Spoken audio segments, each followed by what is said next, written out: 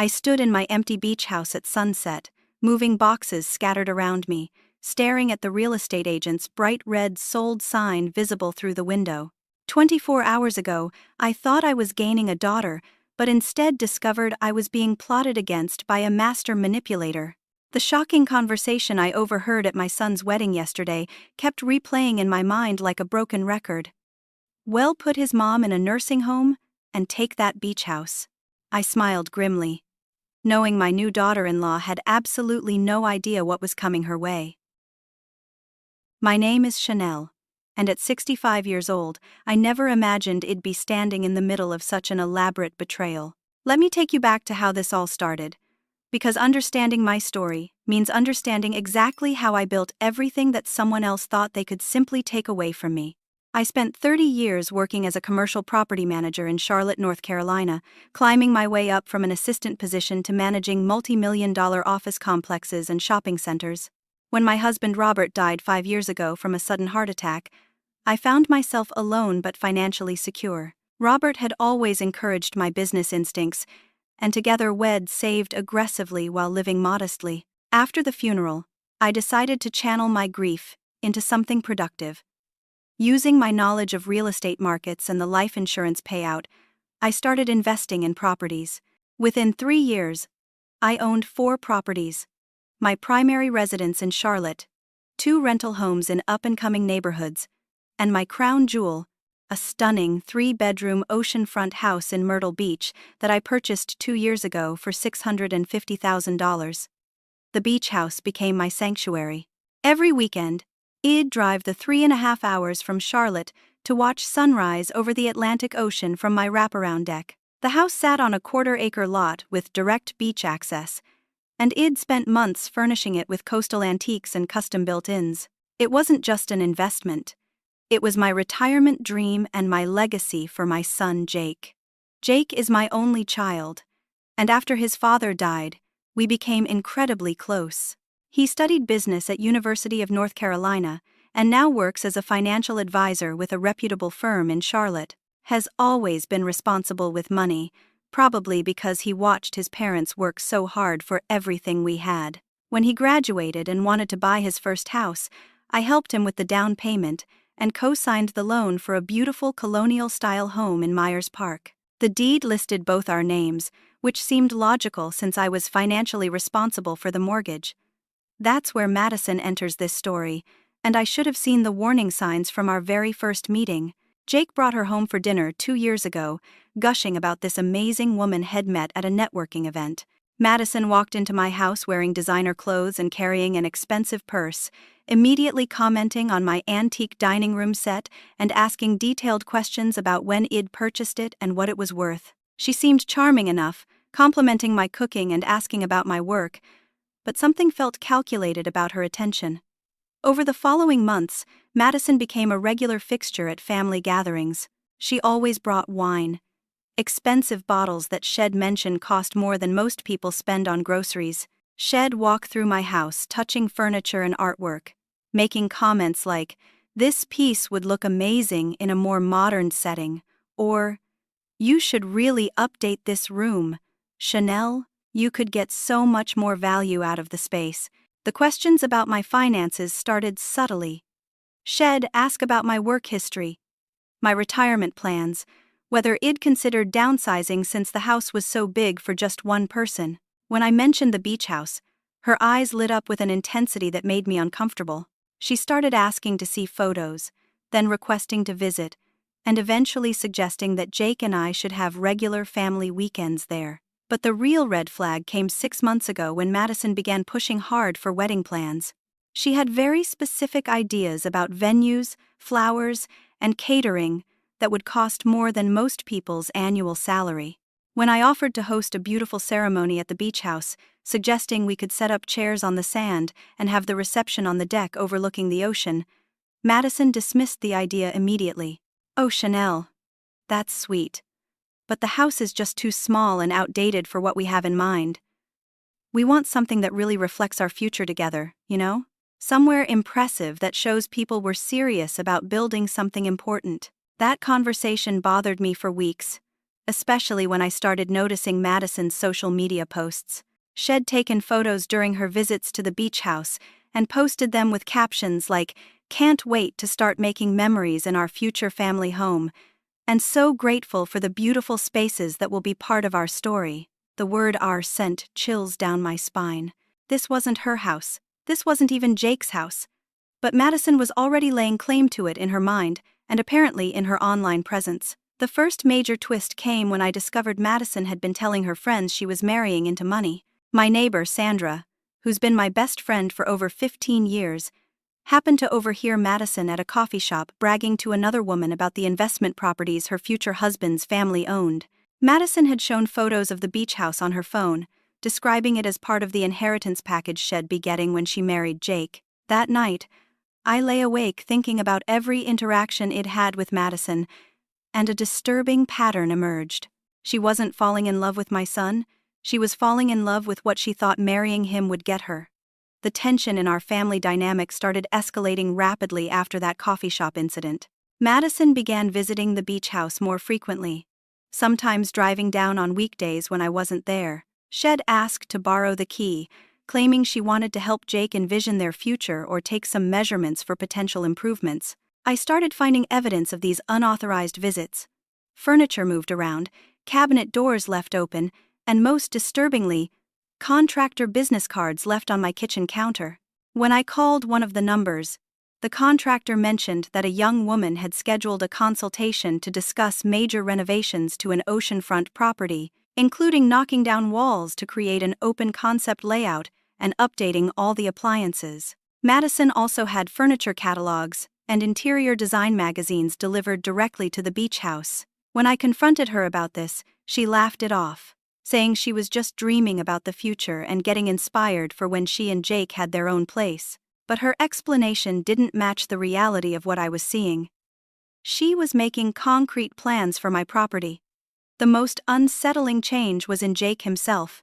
My son, who had always been open and honest with me, started becoming defensive whenever I expressed concerns about Madison's behavior. He'd cut me off when I tried to discuss her presumptuous comments, saying things like, "Mom, you're overanalyzing everything. Madison's just excited about our future together, and she wants to feel included in the family." When I pointed out that Madison seemed unusually interested in my financial situation, Jake accused me of being suspicious for no reason. "She cares about our family's well-being, Mom. Is it so wrong that she wants to understand how we can all support each other as we get older?" That phrase, "as we get older," stuck with me because it echoed something Madison had said the week before. She'd made a comment about how overwhelming it must be for me to maintain multiple properties at my age, and suggested that I should consider simplifying my life to reduce stress. Sandra, my best friend who owns a successful law practice, started documenting these concerning interactions after I confided in her. She'd known Jake since he was a child and found his personality shift alarming. "Chanel, this isn't the Jake we've watched grow up. Someone's manipulating him, making him feel guilty about his relationship with you." Sandra's husband David owns a private investigation firm, and they both encouraged me to start paying closer attention to Madison's background and behavior. That's when we made our first truly shocking discovery. 3 months before the wedding, Sandra called me in tears. Her colleague at a different law firm had mentioned an unusual consultation with a young woman asking about eldercare legal issues. The woman had described her future mother-in-law as showing signs of memory issues and wondered about the process for family members to step in and provide assistance with financial affairs when an elderly person can no longer manage them safely. The attorney, thinking he was helping someone navigate a difficult family situation, had provided information about guardianship procedures and power of attorney documentation. He mentioned the consultation to Sandra's colleague during a casual conversation about the challenges adult children face when aging parents need assistance. When Sandra pressed for more details, the description of the woman and the specific property details she'd mentioned matched Madison perfectly. Madison had been researching how to have me declared incompetent and gain control of my assets. I felt physically sick when Sandra told me this. The woman my son was planning to marry had been actively planning to strip me of my independence and my life's work. This wasn't random greed or opportunistic thinking. This was a calculated, researched plan to systematically take control of everything it built. But the second major twist came when we dug deeper into Madison's background. David's investigation revealed that Madison had been meeting with financial advisors, using Jake's name to inquire about property values and investment portfolios. Shed visited 3 different firms in Charlotte, presenting herself as Jake's business partner and expressing interest in family wealth management strategies. One of the financial advisors, confused by the approach, had actually called Jake's office to verify the consultation request. Jake's assistant mentioned the call to Jake, who had no idea what the advisor was talking about. When Jake asked Madison about it, she claimed it was a surprise she was planning to help him take a more active role in family financial planning. The manipulation was so sophisticated that Jake interpreted her deception as caring and initiative. Madison had convinced him that taking a more active interest in my finances was a sign of maturity and family responsibility, not a warning sign of financial abuse. During this same period, Madison had been cultivating relationships with Jake's business clients and colleagues. At networking events and social gatherings, she positioned herself as his business partner, discussing expansion plans that would require significant capital investment. Several of Jake's colleagues mentioned to him that Madison had asked detailed questions about real estate investment strategies and mentioned the family's property portfolio. The most chilling discovery came when David's investigation revealed that Madison had been secretly meeting with Jake's college friends, pumping them for information about our family's financial history and my health. She'd been asking questions about my memory, my decision-making abilities, and whether they'd noticed any changes in my behavior or mental acuity. One friend, confused by the intrusive questions, had mentioned to Jake that Madison seemed unusually concerned about my well-being. Jake, who'd been primed by Madison to think these questions showed caring and responsibility, interpreted this as further evidence that Madison was looking out for our family's best interests. The final piece of the puzzle came together when I overheard Madison on the phone with someone, discussing what I now know was a detailed timeline for taking control of my life and assets. Wedding week finally arrived, and I made a strategic decision that would prove crucial later. Instead of confronting Madison or Jake directly, I decided to play along while quietly gathering evidence of everything that was happening. Sandra advised me to document every conversation and interaction, so I started carrying a small recording device that could capture audio clearly. Madison's mask started slipping more frequently as the wedding approached. The stress of keeping up her performance while managing her secret plans was clearly getting to her. She made increasingly bold demands about wedding arrangements, but more importantly, she started making assumptions about post-wedding living arrangements that revealed her true intentions. At the wedding rehearsal dinner, Madison cornered me in the ladies' room and said, "Chanel, I've been thinking about your living situation. That big house in Charlotte is really too much for one person, don't you think? And driving back and forth to the beach house every weekend seems exhausting for someone your age. Have you ever considered how much easier life would be if you simplified things?" I smiled and nodded, playing the part of the aging mother who might benefit from such suggestions, while my phone recorded every word. Madison continued, "Jake and I have been discussing how we can help you transition into something more manageable. There are some really nice senior living communities that handle all the maintenance and social activities. You could make friends with people your own age and not have to worry about property taxes and repairs and all that stressful stuff." That conversation confirmed that Madison and Jake had indeed been discussing plans for my future without consulting me. But the investigation David had been conducting revealed something even more disturbing. Madison had been secretly meeting with financial advisors for months, but not just to discuss my assets. She'd been using Jake's name and personal information to explore business loan opportunities. Her plan wasn't just to inherit my properties. She wanted to leverage them immediately to fund a business expansion for Jake's financial advisory practice. The loan applications David discovered showed that Madison had researched using my properties as collateral for a substantial business loan. She'd told lenders that the properties would be family assets available for business investment purposes. The loan amounts she'd been discussing were large enough to put all of my properties at risk if the business venture failed. During Jake's bachelor party weekend, his college friends approached me with information that made me realize how deep Madison's manipulation had gone. They'd been uncomfortable with Madison's intrusive questions about my health and finances for months, but hadn't known how to address it without seeming disloyal to Jake. One friend, Marcus, pulled me aside and said, "Mrs. Thompson, I don't know if this is my place, but Madison has been asking really specific questions about your memory and whether we've noticed you forgetting things or getting confused. She asked me about inheritance timelines and whether your family had any history of dementia or Alzheimer's disease." Another friend, David, mentioned that Madison had specifically asked about my driving abilities and whether I should still be living alone at my age. "She made it sound like she was concerned for your safety, but something about the way she asked made me uncomfortable. It felt like she was fishing for ammunition rather than expressing genuine concern." These conversations revealed that Madison had been systematically building a case for my incompetence, gathering statements and opinions from people who knew me that she could potentially use later to support legal action against me. The third major twist came the day before the wedding, when I discovered the full extent of Madison's research into nursing homes and assisted living facilities. While helping set up wedding decorations at the venue, I found Madison's purse open on a table, with a folder of printed materials clearly visible. The folder contained detailed information about 3 different senior living facilities, including pricing, admission requirements, and waiting list procedures. But most shocking were the handwritten notes in Madison's writing that outlined a timeline. After wedding, start conversations about safety concerns. By fall, introduce assisted living option. Christmas goal, placement complete. There were also printed emails between Madison and her sister discussing the transition plan in detail. One email from her sister read, "You're smart to move fast. The longer you wait, the more suspicious it looks.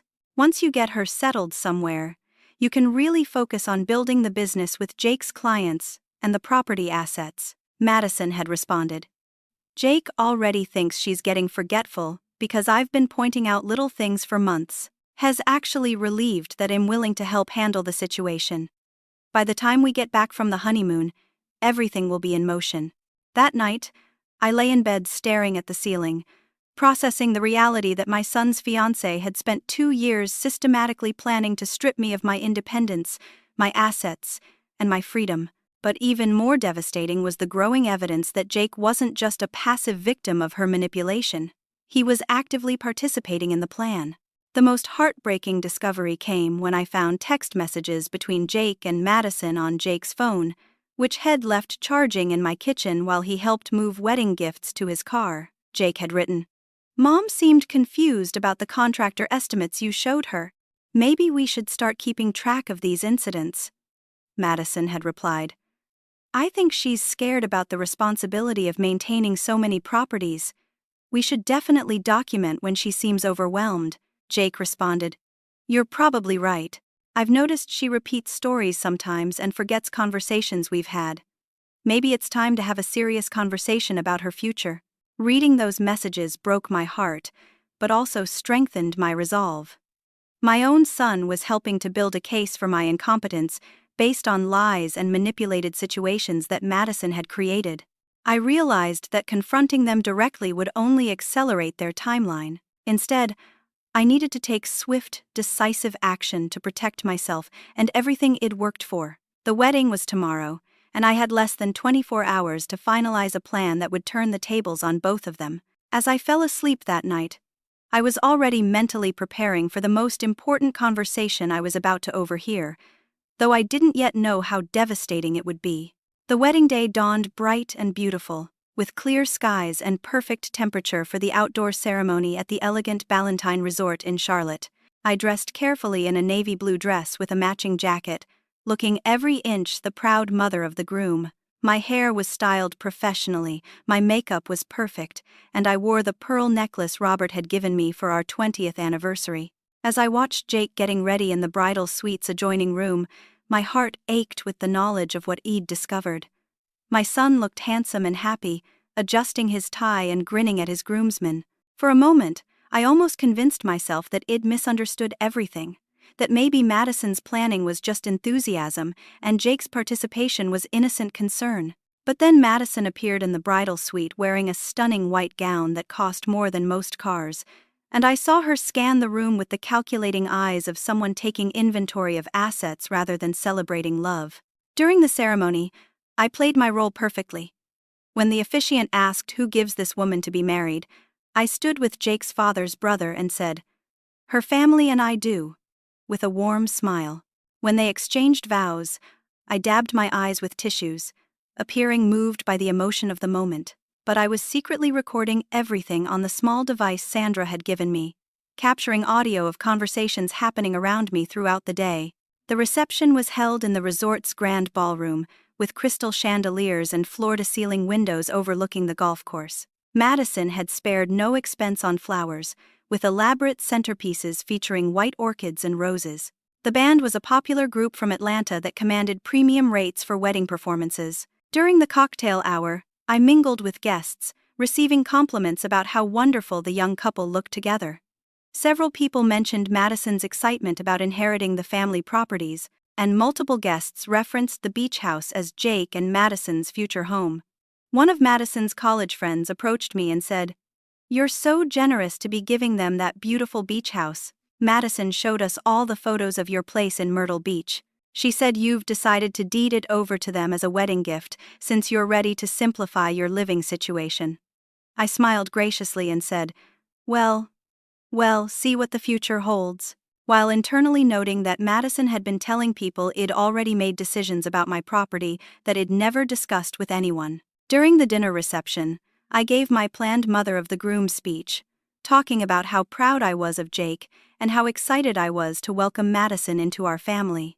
I spoke about the importance of trust and honesty in marriage, and about building a life together based on mutual respect and shared values. The irony of my words wasn't lost on me, but I delivered them with conviction, receiving warm applause from the assembled guests. After dinner, while the band played and couples danced, I stepped outside onto the resort's terrace for some air. The terrace overlooked a beautiful garden area, and I was enjoying the peaceful moment when I heard voices coming from behind a decorative wall that separated the terrace from the garden walkway. I recognized Madison's voice immediately, and realized she was talking with her maid of honor and her sister in what they thought was a private conversation. I moved closer to the wall, staying out of sight while my recording device captured every word of what would become the most important conversation of the entire ordeal. Madison was saying, "I can't believe how perfectly everything is falling into place. The old bat has no idea what's coming. Well, have her in a nursing home within 6 months, and then we can really start living." Her maid of honor laughed and said, "Are you sure Jake's really on board with all this? He seems pretty close to his mom." Madison's sister chimed in, "Oh please, Jake's been completely manageable. Madison's had him convinced for months that his mother is losing her mental sharpness. He actually thinks putting her in assisted living is the compassionate thing to do." But it was Madison's next statement that shattered whatever hope Id held that Jake was an innocent victim of manipulation. Madison said, "Jake's been perfect, has been documenting every little thing I point out about her memory or confusion. Last week I told him she'd forgotten a conversation we'd had about renovating the beach house, and he immediately wrote it down in the notebook we're keeping. He's actually more convinced than I am that she needs help managing her affairs." The maid of honor asked, "What's the timeline looking like?" Madison replied, "Jake's been softening her up, mentioning how the house is too big for one person and how worried he is about her living alone. We've already toured 3 assisted living facilities, and Jake thinks Sunset Manor would be perfect for her. He keeps talking about how much better she'd feel not having to worry about maintenance and property taxes." Her sister said, "And then you get the beach house." Madison laughed, a sound that made my blood run cold. "By Christmas, she'll be settled at Sunset Manor, and we'll be hosting our first holiday party at our beach house. Jake's already talking about how we can use the property as collateral for his business expansion plans. We'll finally be able to live the lifestyle we deserve." The fourth major twist hit me like a physical blow as I realized the full extent of Jake's participation in this scheme. My son wasn't just passively going along with Madison's suggestions. He was actively planning and documenting a case for my incompetence. had been touring nursing homes, discussing my future without my knowledge or consent, and making financial plans based on assets he intended to control.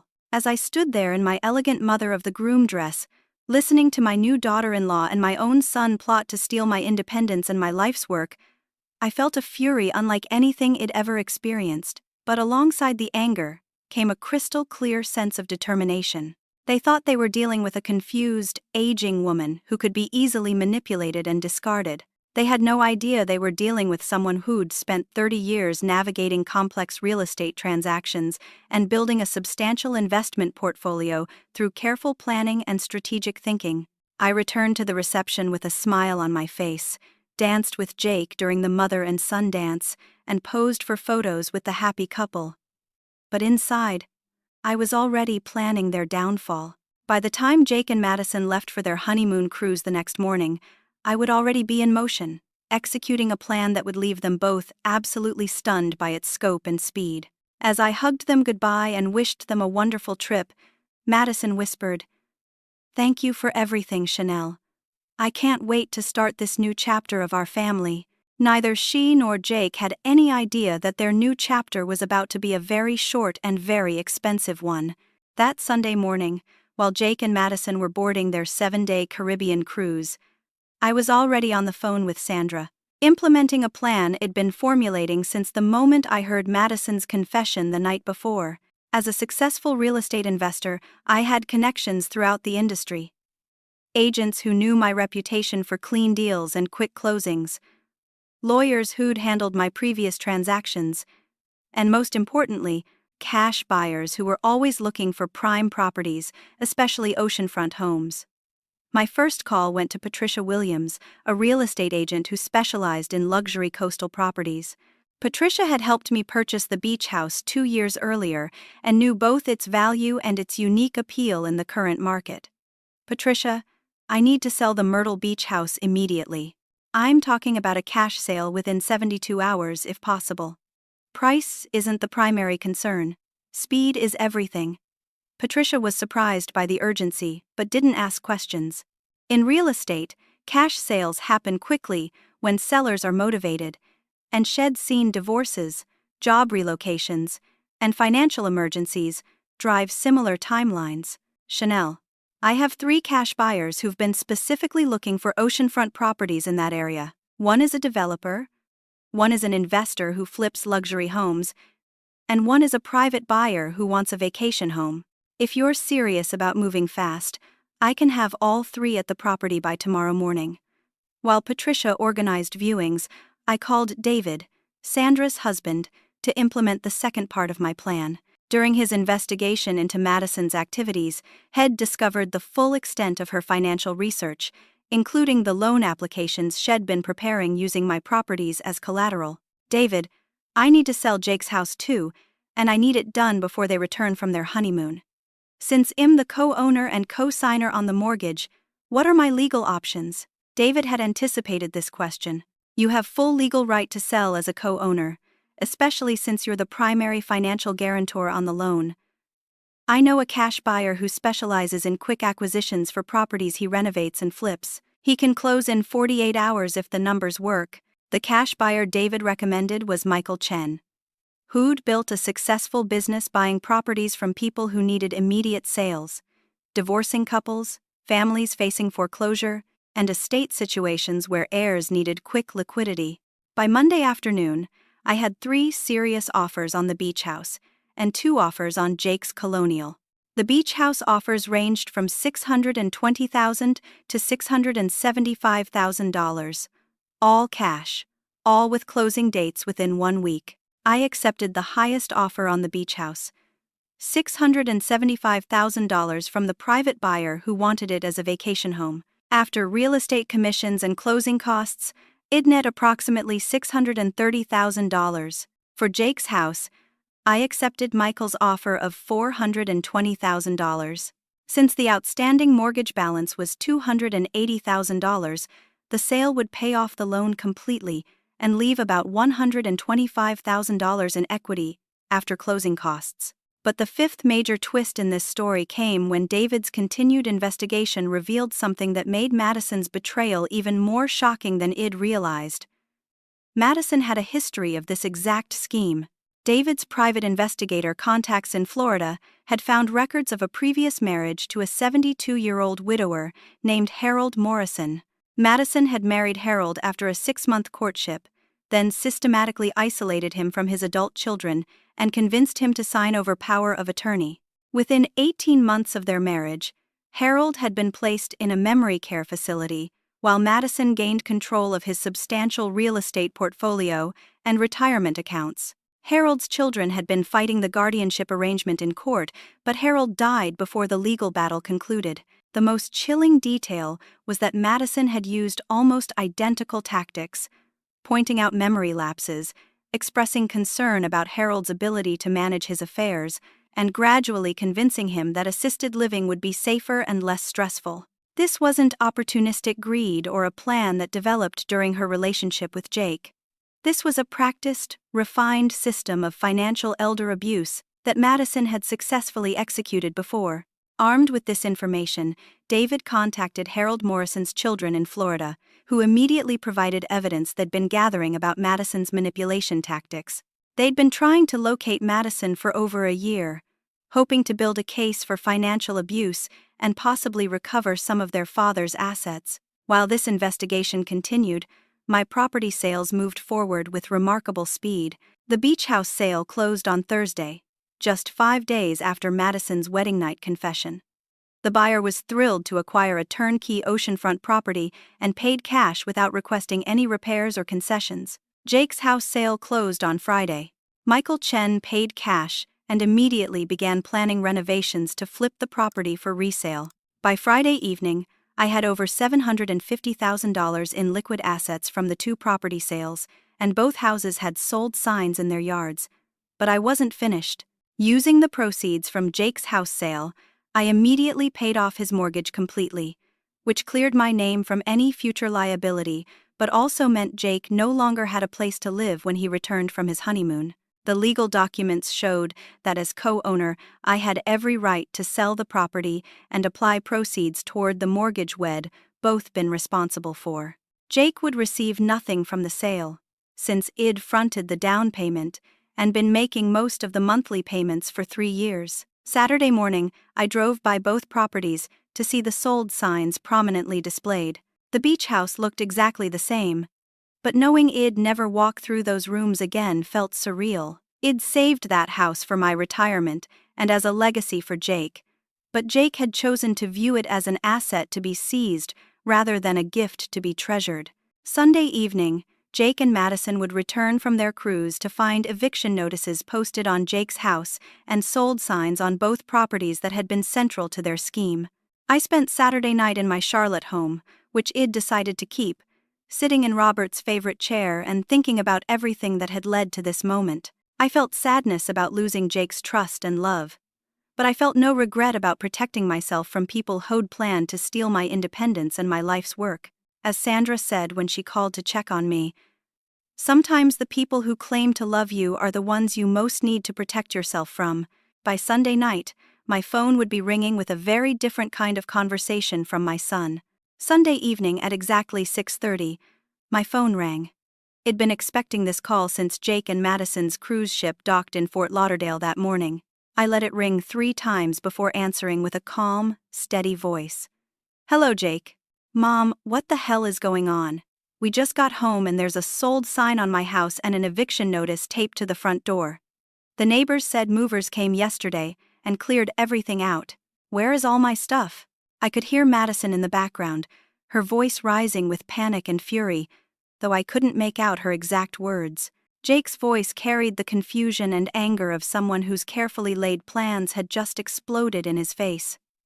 "Your belongings are in a storage unit downtown. I have the key and address right here when you're ready for them. As for the house, I exercised my legal right as co-owner to sell the property and pay off our mortgage. You can't just sell my house without telling me. That's my home, Mom. Madison and I live there. You can't just decide to sell someone's house while they're on their honeymoon." The conversation I'd been dreading had finally arrived.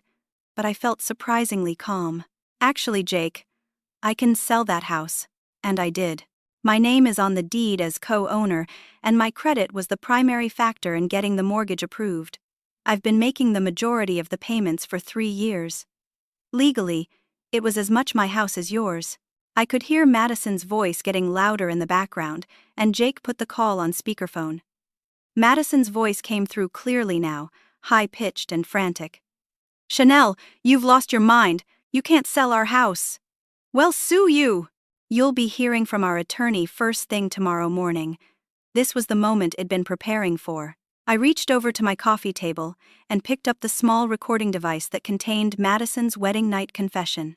"Before we discuss attorneys, Madison, I think you both should hear something." I held the device up to my phone and played the entire conversation I'd recorded behind the garden wall. Madison's voice came through clearly. "The old bat has no idea what's coming. Well, have her in a nursing home within 6 months, and then we can really start living." The silence that followed was deafening. I could almost feel Jake's shock through the phone as he heard his wife's real opinions about his mother and their marriage. But then came Madison's voice again, and the 6th major twist that revealed just how deep her manipulation had gone. "Jake, she's obviously edited that recording. She probably hired someone to fake my voice. This is exactly the kind of paranoid behavior that proves she's losing her mental capacity. We need to call Adult Protective Services immediately and report that she's making dangerous financial decisions." Instead of being horrified by what Head just heard, Jake seemed to be considering Madison's explanation. "Mom, this doesn't sound like something Madison would say. Are you sure you didn't misunderstand something or maybe hear part of a conversation out of context?" My heart broke a little more as I realized how completely Madison had trained Jake to doubt evidence and trust her interpretations of reality instead. But I was prepared for this response. "Jake, that recording was made on professional equipment that Sandra's investigator husband provided. It can't be edited or faked. But more importantly, there's something else you both need to know." I took a deep breath and continued. "Madison, this isn't your first time planning to manipulate an elderly person out of their assets. We know about Harold Morrison in Florida. We know about the power of attorney you convinced him to sign. We know about the memory care facility, where he died while you controlled his finances." The line went completely silent. When Madison spoke again, her voice had changed completely. Gone was the sweet, manipulative tone she'd used with Jake and me for 2 years. What came through the phone was cold, calculating anger.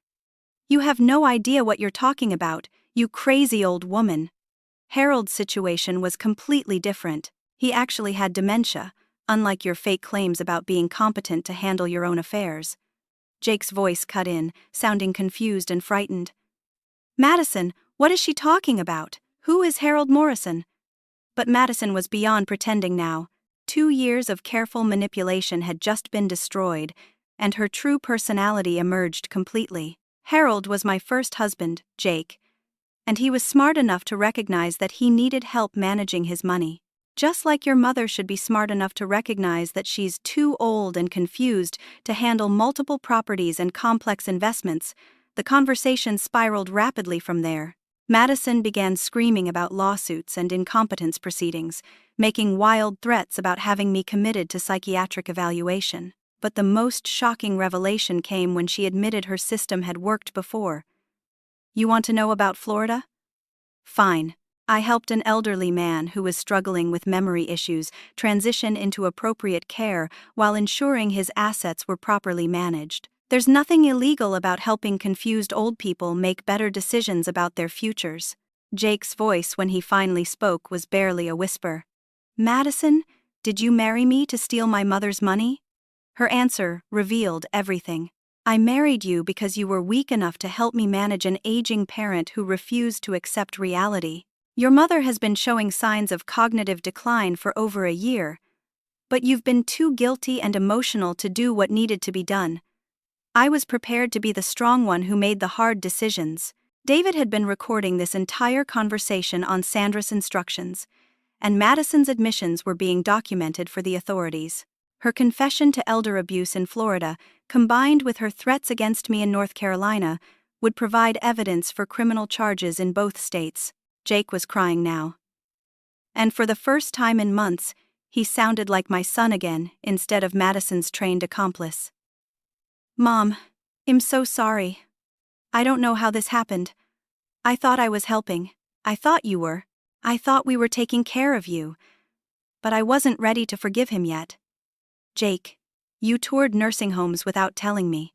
You kept a notebook documenting my supposed memory problems. You discussed using my properties as collateral for business loans. This wasn't just Madison manipulating you. You made choices." The call ended when Madison grabbed the phone and hung up, but not before screaming that she'd make me pay for ruining her life. Within 2 hours, I received a call from a Charlotte police detective. David had provided them with recordings of Madison's threats and confessions, and Harold Morrison's children had contacted Florida authorities with evidence of Madison's previous elder abuse. Madison would face criminal charges in both states, and Jake would have to decide whether he wanted to cooperate with the investigation or remain married to someone who'd manipulated him into planning his own mother's financial destruction. That night, I sat in my Charlotte home surrounded by silence, knowing that I'd protected my independence and my assets, but uncertain whether I'd lost my son forever in the process. 6 months later, I stood on the balcony of my new penthouse condominium in downtown Charleston, watching the sunset paint the Atlantic Ocean in brilliant shades of orange and pink. The view wasn't quite the same as what I'd enjoyed from my beloved beach house, but it was magnificent in its own way, and most importantly, it was mine by choice rather than by someone else's manipulation. The penthouse had cost me $550,000, which I'd paid in cash using proceeds from the beach house sale. The remaining money had been invested in a beachfront rental property near Folly Beach that generated substantial monthly income. At 65, I was more financially secure than ever, and completely independent. Madison's legal troubles had unfolded exactly as David predicted. She faced felony charges in Florida for elder abuse and fraud in Harold Morrison's case, with his children providing evidence that she'd stolen over $200,000 from their father's accounts after having him placed in memory care. In North Carolina, she was charged with attempted fraud and conspiracy to commit elder abuse based on the recorded conversations and evidence David had gathered. The prosecution had built a strong case showing her systematic plan to have me declared incompetent and gain control of my assets.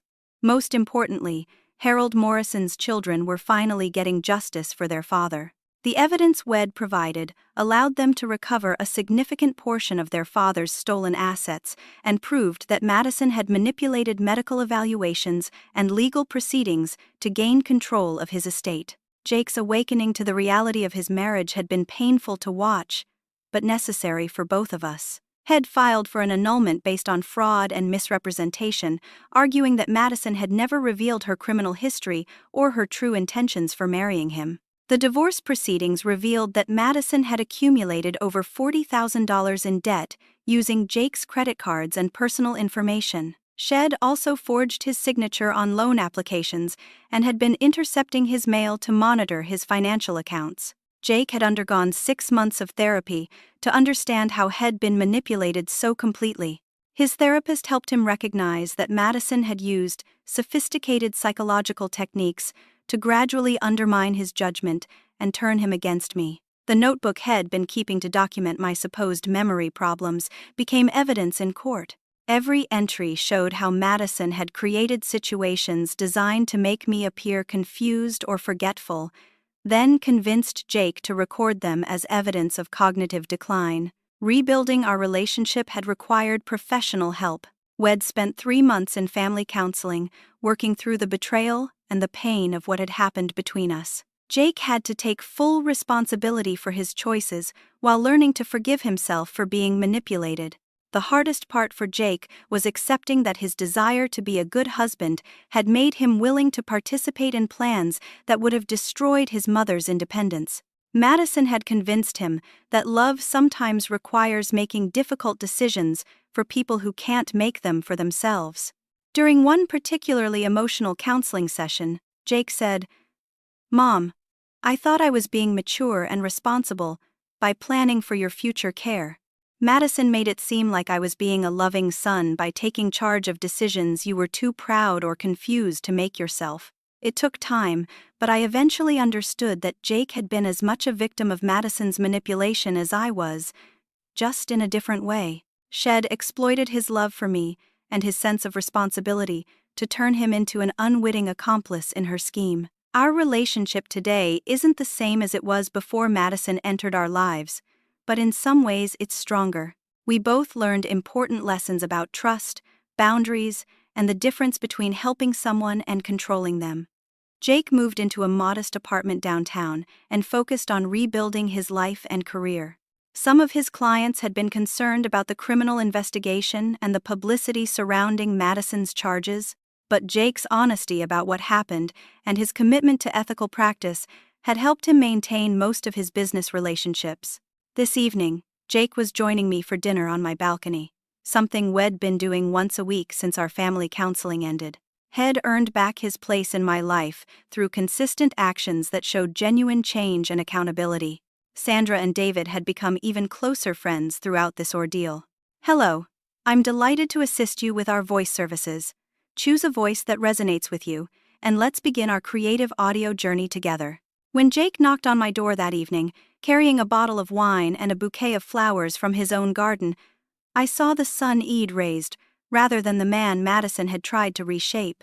His apology wasn't just words anymore. It was reflected in how he treated me, how he respected my decisions, and how he'd committed to rebuilding trust through consistent actions. Sandra and David arrived shortly after, bringing homemade bread and stories about their latest travel adventures. As we sat on my balcony watching boats navigate Charleston Harbor while sharing dinner and conversation, I felt a deep sense of peace and satisfaction. Id protected everything Id worked for without compromising my values or my integrity. Id stood up to people who tried to manipulate and control me, and Id done it by being smart, strategic, and decisive, rather than by being cruel or vindictive.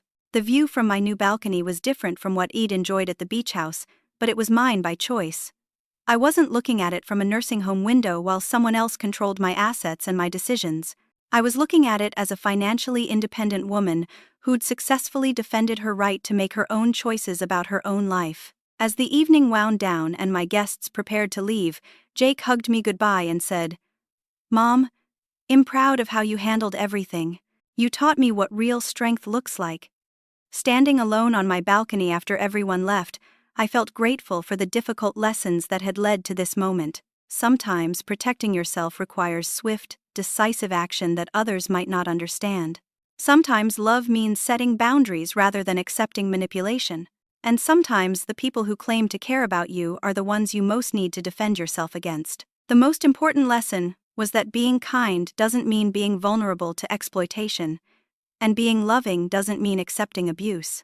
Real relationships are built on mutual respect and trust, not on one person's ability to control and manipulate another.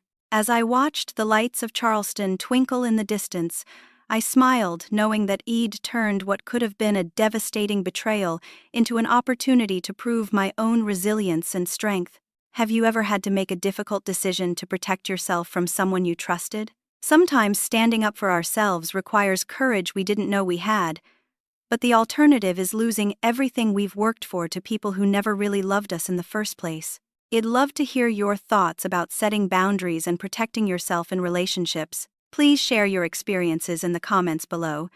And if this story resonated with you, I'd be grateful if you'd like this video, subscribe to our channel for more stories about resilience and strength, and share this with someone who might need to hear that they have the power to protect themselves too. Thank you for listening to my story. And remember that you are stronger than you know and more capable than anyone who tries to diminish you believes. Until next time, trust your instincts and never let anyone convince you that their control is the same thing as their care.